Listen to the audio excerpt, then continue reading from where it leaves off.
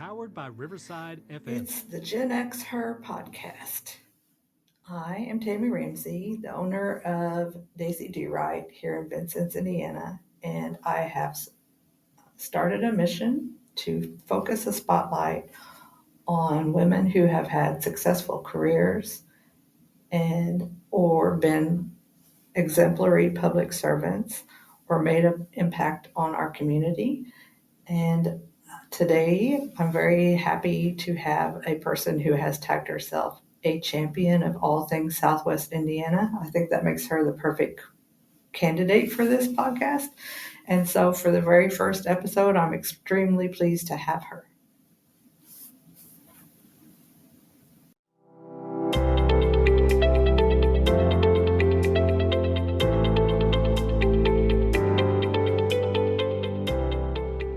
I have with me Dreiman Daniel, who is going to hopefully tell us a little bit about how she came to be in Knox County. Well, hello again. So you have to inform your listeners that you and I actually went to high school together. We did. And that's our connection.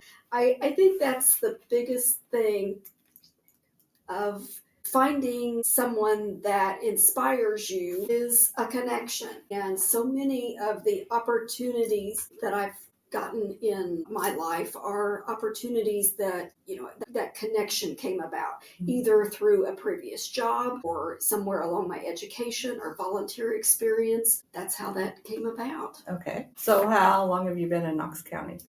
Well, I grew up here. I worked here for a number of years and lived here and raised my kids here. And then I escaped to Evansville and Newburgh for career opportunities for probably a good 10, 12 years. And then, an opportunity came up to come back and help my family out. And so here I am back again. It's like the best place to be though, right? Yes. Okay. Let's start with, how did growing up in Knox County affect who you are today? Well, I think you and I were forced into Girl Scouts for a number of years, so that started that volunteerism. I remember your mom was our Girl Scout leader. Oh, yes. Such fun memories. Did a lot of fun things. We learned how to cook. Public Service Indiana back then had, cooking demonstrations, so we learned the basics, cooking and shopping and public service and volunteerism and serving your community. So building on that, got me into different public service entities. And, I worked for the city of Vincennes for a while. I worked for the town of Newburgh, and, and those things built upon themselves. I'm going to ask you something you might not remember. Do you know that in the 8th grade we were track team managers? I don't remember that. So we would do the things like collect up the equipment and keep track of the times and things like that. So I've got a memory you don't have. That's funny. I blocked that out or something. Not because of you, but I'm not sports oriented. Yeah, I wasn't either. I think that's why we did it, so we could be with the cool kids. Okay, so let's see. I know that you went to more than one college. Go through the list of those and what you got. This is the thing that I tell my grandkids. If college is not speaking to you immediately after high school, it will be there. So I ended up graduating from Vincennes University after both of my kids were in preschool age. So I've got an associate's degree from Vincennes University, worked at Vincennes University for a while, and then Oakland City University had just started their adult education, adult degrees. And so for 14 months, I did night school on VU's campus, but built on that associate's degree and got my bachelor's degree in organizational management. And then worked in family life. And then in 2010, I graduated from University of Evansville, again doing that adult education, adult learning with my master's degree. And what was that? In public service administration. So I have an MPA. Okay. So your current position, what are you doing now? Well, I'm semi-retired. I work 3 days a week at a bank in Washington doing escrow management and accounting type work. And then I adjunct for Vincennes University, back in the same classroom that I got my accounting degree in. So that's pretty cool. So you're in making now, but I know you've had other titles. So starting at the beginning, walk me through your different positions. I've had, pardon me, I worked at my mom's flower shop in high school. I worked at an abstract title company, which gave me really good customer service and real estate experience. I worked in municipalities for City of Vincennes, the town of Newburgh. I worked in education, Oakland City University. I was their campus director for their Evansville location. I've worked at Vincennes University. And so, and along in there, I've had some bits of banking. So mostly my career has been real estate, municipal government, and education. Let's touch on municipal government for a minute because I'm curious. What are some of the challenges working with, because that's a very public thing. What would you say is the biggest challenges working in that field? I had the absolute best mentors as far as teaching me how the law works, the processes. I brought my real estate experience in so that I knew how permitting works and ordinances and things like that. So I took my organizational skills because, you've got 7 projects going on all at the same time. You're constantly putting out fires. And, when you're busy and you've got a lot of things going, you've got to have those top-notch organizational skills. Okay. So out of all those mentors, which one sticks with you the most? The ones that took me under their wing, I'm not going to mention names, but, and really, I don't want to say dumbed it down for me, but I needed to have that learning curve be a straight shot up. I mean, there was no learn it here, learn it there. I needed to learn it fast. And I spent a lot of time on the phone and a lot of time just spending time with them, just absorbing, this is how you get things done. This is how funding works, how, taxes are collected and how they have to be reported and that process. And so I learned really fast. So if you're thinking of your job as public facing and community oriented, what's one of the biggest myths that you would dispel if you had the chance that you could just tell everyone at once that's not true? How money gets brought in and how it goes out, because all municipalities have to follow state law and they are answerable to the State Board of Accounts, and it doesn't work like what you think. You cannot just go in and say, I need a check for this. It has to go through the process. It has to, the budgetary process starts a year before. So, I always said nothing happens fast in government land. I can understand. Okay. So if you were looking at your whole career from beginning to end, what do you think is the biggest accomplishment you've had? Personally, and I hope it's listed in my obituary, but I had a very significant part in getting the railroad tracks removed from the George Rogers Clark Memorial Park. And obviously it's going to be a long time before, federal funding comes in and can fill that in. But, for the most part, there's not going to be another train go through there. For long-term viability for that park, that's a big deal. So how long did that project take you? It took about 3 solid years of work. Wow. A lot of paperwork. A lot of paperwork because you're dealing with a federal park system, so that's owned by the federal government, and then CSX Railroad, which they don't pick up the phone unless they want to, but that was part of the Riverwalk grant that had gone on and gone on and gone on, and it was just one of those things that I've been working on, and I just happened to be out walking one day, and I'm like, they're there, they're taking out the tracks, and that's, that was really great. And that's on my Facebook memories. And every year in June, that comes up. And that's something I'm really proud of, because that's something my grandchildren, my great-grandchildren are going to be able to point to. Things come and go, but that is a very long-term thing that I'm very proud of. I don't blame you. That's something to be proud of. So what personality trait do you think is crucial for someone going into that type of field? What do they have to have? Communication skills. And I've learned over my lifetime, I'm more of an introvert. So having that schmooze with the public, I'm a very good technical person. I can tell you exactly how the process is from beginning to end on an ordinance. But as far as that that easygoing discussion with a constituent, that's still something that I'm still honing and perfecting. But very top-notch communication skills is the most important thing. Where do you think is the best place to learn that if you don't already have it?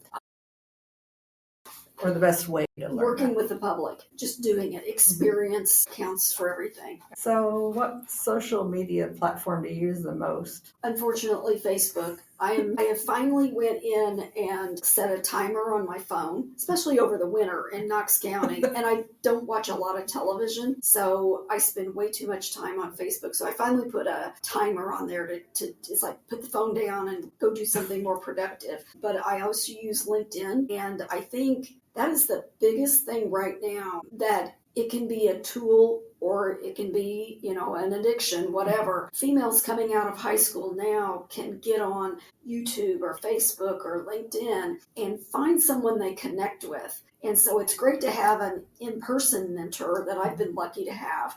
But you can also find some really good people like you that are coming up and doing podcasts and online things and connect with someone, whether it's someone as famous as Oprah or a more local person. Find someone that's message that you connect with and their values are the same and you like what they have to say, and watch their speech patterns and, just lots of things that you can pick up on. That was going to be my next question. Who do you follow? I follow several people on LinkedIn. Robin Story, she does resumes and job coaching and things like that, and I stumbled across her by accident, but I like her message. I use her a lot in my classes that I teach at VU. There's also another couple on there that I use that I really like. They're community development people, and the message is very fresh, and I tell the students in class, everything is on social media now and it's so easy to share it.